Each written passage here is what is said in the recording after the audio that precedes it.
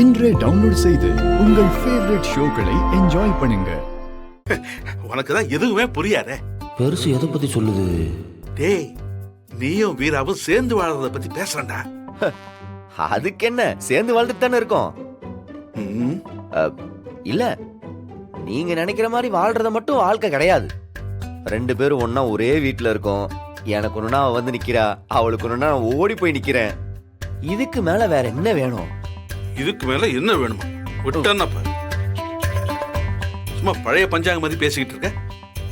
நீ ஜெயிலுக்கு போறதுக்கு முன்னாடி வீராவும் நீயும் வாழ்ந்த வாழ்க்கை இருக்க, அந்த வாழ்க்கைய திரும்ப பார்க்கணும் போல ஆசையா இருக்குடா. ஹம். ஒரு பக்கம் நீ ஒரு பெரிய தியாகி, இன்னொரு பக்கம் அவன் ஒரு பெரிய தியாகி.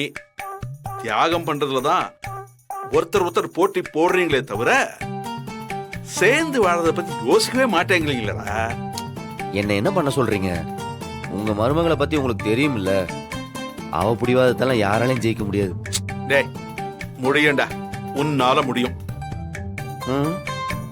நானும் அதுதான் ட்ரை பண்ணிக்கிட்டு இருக்கேன். என்னத்த ட்ரை பண்றியோ? பா, நான் ஜெயில இருந்து வரும்போது என் மூஞ்சில கூட முழிக்க மாட்டேன்னு சொன்னவ. இன்னைக்கு நானும் அவளும் ஒரே வீட்டுல இருக்கிறோம். ஒருத்தர் முகத்தை ஒருத்தர் பார்த்து பேசிக்கிறோம். நான் சாப்பிடலன்னா அவ சாப்பாடு போட்டு தரா, அவ சாப்பிடலன்னா நான் சாப்பாடு போட்டு கொடுக்கறேன். இதெல்லாம் எவ்வளவு பெரிய இம்ப்ரூவ்மெண்ட். ஒரே நாள்லாம் எதுவும் மாறாது சாமி. 7 வருஷமா மனசுக்குள்ள பூட்டி வச்சிருக்கா. அந்த கோவம் எல்லாம் கரையிறதுக்கு 1 நாள் 2 நாள்லாம் பத்தாது. மாசங்கள் ஆகலாம், ஏன் வருடங்கள் கூட ஆகலாம். டேய், இங்க பாரு, வருஷ கணக்கெல்லாம் என்னால வெயிட் பண்ண முடியாது. நீ என்ன பண்ணுவிய ஏது பண்ணுவிய எனக்கு தெரியாது. இன்னும் ஒரே மாசம் நீ அவளோட சேர்ந்தாகணும், அவ்வளவுதான் சொல்லுவேன். பாத்துக்க. 1 மாசத்துலயா? அவகிட்ட உதவேனா வாங்குவேன். இத பாரு, அவ இப்ப ஆபீஸ்க்கு கிளம்பிட்டு இருப்பா. நீ அவளை டிராப் பண்ற மாதிரி போய் டிராப் பண்ணு. அவள்கிட்ட தான் வண்டி இருக்கு. சும்மா நாலேஜ் எல்லாம் பேசிக்கிட்டு. வண்டி நான் வர வேணாம்னு சொல்லிட்டேன்டா. மக்கு பயல சொல்றதும் கேட்காம. சரி, வர ரொம்ப தான் திட்டுறீங்க.